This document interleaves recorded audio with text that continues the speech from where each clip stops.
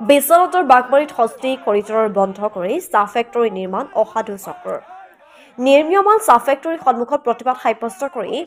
চাহ ফেক্টৰী বন্ধ কৰাৰ দাবী তুলিলে দল সংগঠনে বিশ্বনাথ জিলাৰ বিখালী বিধানসভা সমষ্টিৰ অন্তৰ্গত বাগমাৰীত প্ৰতিবাদ হস্তি কৰিডৰ বন্ধ কৰি চাহ ফেক্টৰী নিৰ্মাণ কৰাক লৈ কেন্দ্ৰ কৰি প্ৰতিবাদ সাব্যস্ত কৰে দল সংগঠনে ফেক্টৰীৰ সন্মুখত প্ৰতিবাদ সাব্যস্ত কৰি ফেক্টৰী বন্ধ কৰাৰ দাবী তুলিলে ৰাইজ তথা দল সংগঠনে উল্লেখ্য যে খাদ্যৰ সন্ধানত বন্যহস্তি জনাঞ্চললৈ ওলাই অহা এক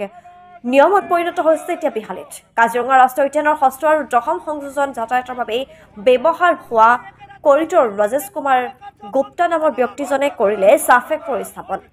বন্যপ্ৰাণী সুৰক্ষাৰ বাবে সমগ্ৰ অঞ্চলটোতে বন বিভাগে পদক্ষেপ লোৱাৰ সময়তে ব্যৱসায়িক স্বাৰ্থত বন্যহস্তিকুলৰ যাতায়াতৰ পথ ৰুদ্ধ কৰা আৰু পাৰিপাৰ্শ্বিক বাতাবৰণ দূষিত কৰিব বিচৰা কাৰ্যৰ বিৰোধিতা কৰি প্ৰতিবাদ সাব্যস্ত কৰিলে বিশ্বনাথৰ বহুকেইটা দল সংগঠনে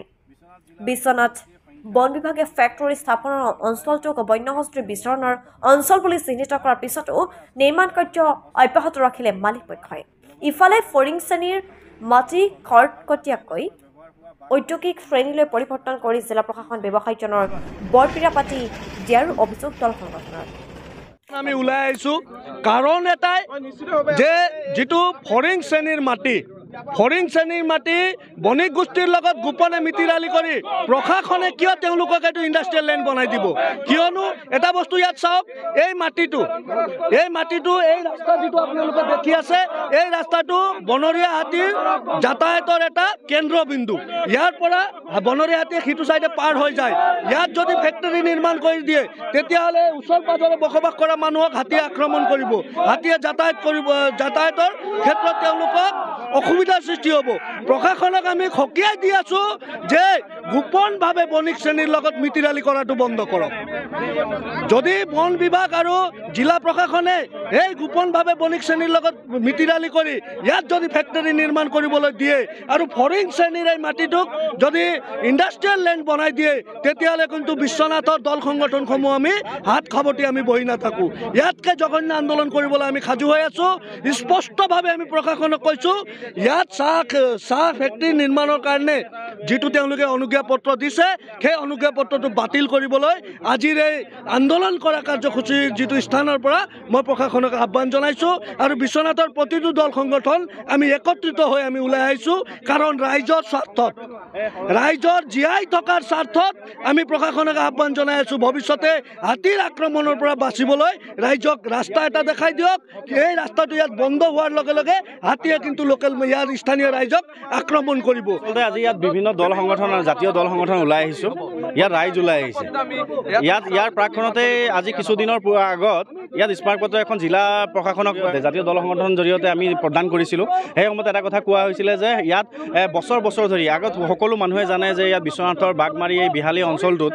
যে ইয়াত হস্তি দণ্ডি আছে মানে এনিমেল কৰিডৰ আছে তাৰপিছতো আমি এইটো দাবী জনাইছিলোঁ যে এইটো এনিমেল কৰিডৰটো হাতীৰ কাৰণে অহা যোৱা ৰাস্তাটো বনাই থৈ দিব লাগে তাৰপিছতো জিলা প্ৰশাসনে আৰু বন বিভাগে তেওঁলোকৰ কি কথা আছে ভিতৰুৱা গোপন বুজাবি নাজানো এই কথাটো তাৰপিছতো তেওঁলোকে ইয়াৰ অনুজ্ঞাপত্ৰ প্ৰদান কৰিলে এতিয়া আমাৰ এটা দাবী যে যি সময় চৰকাৰে ঢাক ঢোল বজাই আহিছে চৰকাৰে যি সময়তে ডাঙৰ কথাৰে ডাঙৰ কাগজ কৰে টিভিয়ে পত্ৰ আপোনালোকৰ মাধ্যমৰ জৰিয়তে আমি গম পাইছোঁ তেওঁলোকৰ কথা যে হাতী মানুহৰ যিটো সংঘাত ৰোধ কৰিবলৈ ব্যৱস্থা গ্ৰহণ কৰিছোঁ বুলি তেখেতসকলে কৈ আছে তেনে স্থলত যদি বাগমাৰী এইটো এনিমেল কৰিডৰ হস্তি দণ্ডি বুলি কৈছে তেনে এই জেগাডোখৰত কেনেও এই ফেক্টৰী হ'ব পালে